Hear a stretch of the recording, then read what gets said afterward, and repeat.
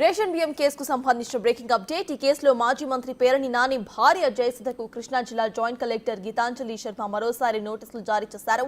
గోదాములో బియ్యం మాయంపై ఇటీవల ప్రాథమిక విచారణ చేపట్టిన పౌర సరఫరాల శాఖ అధికారులు తొలుత 185 మెట్రిక్ టన్నుల రేషన్ బియ్యం షార్టేజ్ ని వచ్చినట్టుగా కనిపించారు. ఇక దీనికి గాను ఇప్పటి వరకు ఆమె 1,68,00,000 జరిమానా చెల్లించారు. అయితే మొత్తంగా 378 మెట్రిక్ టన్నుల బియ్యం మాయమైనట్లు తేల్చారు అధికారులు. దీంతో పెరిగిన షార్టేజ్ కి కూడా జరిమానా చెల్లించాలని తాజాగా మరోసారి నోటీసులు జారీ చేశారు. అదనంగా మరో 1,67,00,000కు నోటీసులు ఇచ్చారు.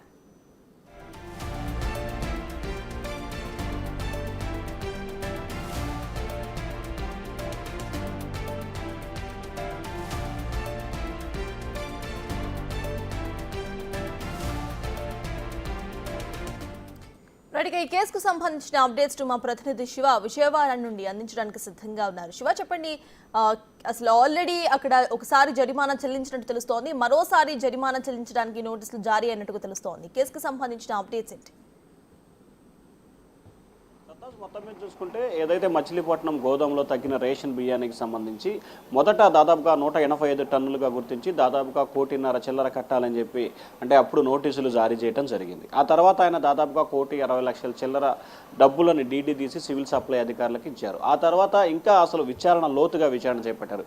అసలు ఎప్పటి నుంచి తగ్గుతున్నాయి, ఎన్ని రోజుల నుంచి వ్యవహారం జరుగుతుంది, ఏమిటి అనే దానికి సంబంధించి కూడా మేనేజర్ కోటిరెడ్డి ఇచ్చిన ఫిర్యాదు మేరకు సమగ్రమైన దర్యాప్తు జరపడంతో దాదాపుగా 388 అంటే రమారమి 400 మెట్రిక్ టన్నుల బియ్యం తగ్గినట్లు కూడా గుర్తించడం జరిగింది. దీనికి సంబంధించి కూడా దాదాపుగా 3,60,00,000 రూపాయలు చెల్లించాలని చెప్పి కూడా పేర్ని నానికి కృష్ణా జిల్లా పోలీసులు మరొకసారి నోటీసు జారీ చేశారు. ఇప్పటికైనా 1,60,00,000 చెల్లించే నేపథ్యంలో మరొక 1,67,00,000 రూపాయలు చెల్లించాలి 3 రోజుల్లోపు, లేకపోతే క్రిమినల్ ప్రకారం చట్టమైన చర్యలు తీసుకుంటామని చెప్పి కూడా ఆ నోటీసులో కృష్ణా జిల్లా joint collector Geetanjali Sharma notice ఇచ్చారు. ఈ నోటీసును సవాల్ చేస్తూ కూడా నిన్న ఏపీ హైకోర్టులో ఆయన లంచ్ మోషన్ పిటిషన్ దాఖలు చేశారు. పిటిషన్ అయితే ధర్మాసనం విచారణ చేపట్టింది కానీ సోమవారం కానీ లేకపోతే శనివారం కానీ విచారణ జరిగే అవకాశాలు ఉన్నట్లు కూడా తెలుస్తూ ఉంది. మరొక వైపు ఈ కేసుకు సంబంధించి ఇప్పటికే A2గా ఉన్న కోటిరెడ్డిని, A3గా ఉన్న మానస్ తేజన్ ఇద్దరిని పోలీసులు అదుపులో తీసుకొని వారితో పాటు మరొక 4గురిని నిన్న అర్ధరాత్రి అదుపులో తీసుకొని మొత్తం 6గురిని మచిలీపట్నం పోలీసులు కోర్టులో హాజరుపరిచారు. వీరికి 14 రోజుల పాటు రిమాండ్ విధిస్తూ న్యాయమూర్తి తీర్పించిన పరిస్థితి కనిపించింది. మరొక వైపు 2020లో గూడెం లీజుకు తీసుకున్న దగ్గర నుంచి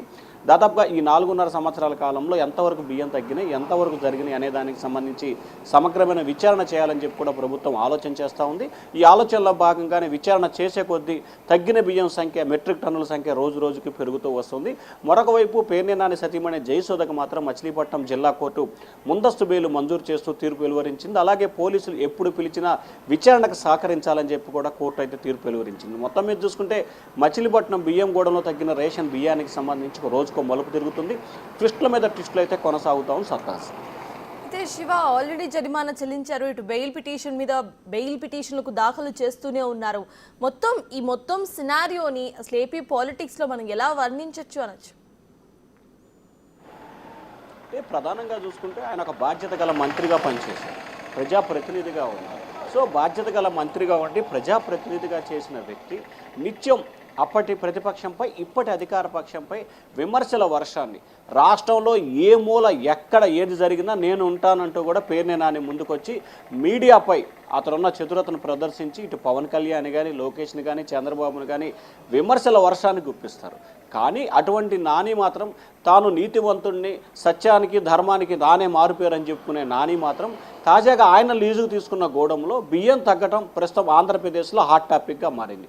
అది కూడా అధికారులు ఒక్కొక్కటిగా తనిఖీ చేస్తున్న సమయంలో నాని ముందుగానే గ్రహించి ఆ గూడెంలో బియ్యం తగ్గిన లేఖ రాయటం, ఆ తర్వాత వెంటనే ఎంత కట్టాలో చెప్తే కడతామని చెప్పి నోటీస్ ఇవ్వటం, ఆ తర్వాత డబ్బులు కట్టడం, మళ్ళీ సమగ్రమైన విచారణ చేయటం, మళ్ళీ ఇంత కట్టి తగ్గాలని చెప్పడం. సో మొత్తం మీద చూసుకుంటే ఆంధ్రప్రదేశ్ పాలిటిక్స్లో ఏదైతే పేర్నే నాని తాను ఒక వైట్ పేపర్ అని చెప్పుకుంటూ గత 5 సంవత్సరాల కాలంగా ప్రతిపక్షాలపై విమర్శల వర్షాన్ని గుప్పించిన పేర్నే నాని తాను పూర్తి స్థాయిలో అవినీతి మరక అంటించుకొని ఇప్పుడు మీడియా ముందుకు రావడానికే జంకుతున్న పరిస్థితి కనిపిస్తోంది. ఎప్పుడైతే రేషన్ బియ్యం తగ్గాయని చెప్పి వెలుగులోకి వచ్చిందో అప్పటి నుంచి దాదాపుగా 27-28 రోజులు గడుస్తుంటే కేవలం 3 రోజుల క్రితం ఒక్కసారి మాత్రమే ఆయన మీడియా ముందుకు వచ్చి ఎప్పుడూ లేని రీతిలో ఆయన దాదాపుగా రాజకీయాల్లోకి వచ్చి 15 సంవత్సరాలు అవుతుంటే ఈ 15 సంవత్సరాల కాలంలో ఎప్పుడూ లేని రీతిలో చంద్రబాబును పొగట్టం ఇక్కడ ఆసక్తికరమైన పరిణామం. అలాగే స్థానికంగా ఉన్న మంత్రిపై విమర్శలు చేయటం అది సాధారణంగా మారిపోయింది. కానీ చంద్రబాబుని పొగడ్తల వర్షాన్ని గుర్తించి అంటే చంద్రబాబుని ప్రసన్నం చేసుకునే దిశగా పేర్ని నాని ప్రయత్నిస్తున్నారు. పేర్ని నాని మళ్ళీ టీడీపీలో చేరే అవకాశాలు ఉన్నాయా అని ప్రచారం కూడా ప్రస్తుతం అయితే ఆంధ్రప్రదేశ్ రాజకీయాల్లో విస్తృతంగా చర్చలు అయితే జరుగుతున్నాయి. మచిలీపట్నానికి సంబంధించి చూసుకుంటే పేర్ని నాని తెలుగుదేశం పార్టీలో చేరటానికి ఆ పార్టీ నేతలతో సంప్రదింపులు జరిపారని చెప్పి ఒక అడుగు ముందుకేసి ప్రచారం అయితే కొనసాగుతా ఉంది. సత్తాస్. Right, thank you Shiva.